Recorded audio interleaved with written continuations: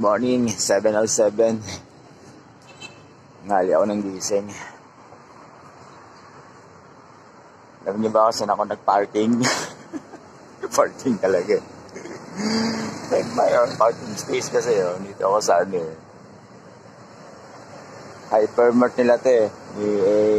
SM. Lupit ang hypermart nila eh.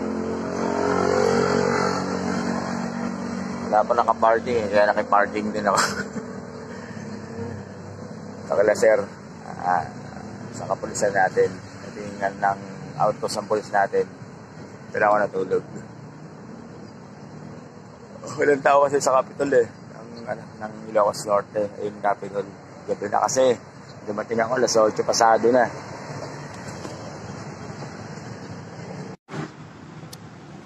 Time check natin, 8:01. Dito tayo sa kinakatayuan natin, tapat ng Ilocos Norte Capitol. Sobrang laki, sobrang ganda. Ikot tayo rito sa iba pang mga spot nila.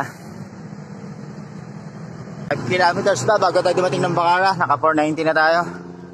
Dito lang tayo sa Bacara ngayon. Dahil linggo naman ngayon, rest day muna. Bukas tayo hato kasi malayo yung susunod na ano eh. Bayan, puro malalayo na to. Habang papalabas tayo ng Ilocos Norte natin.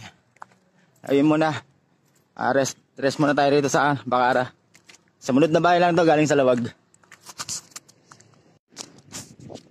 Kikita nyo ba yung dala ko?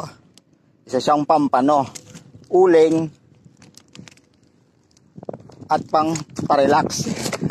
Liligo tayo rito sa ilog.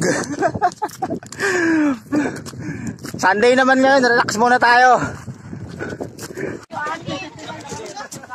May kitagay tayo rito. Bolo River. Mahiliko pa tayo.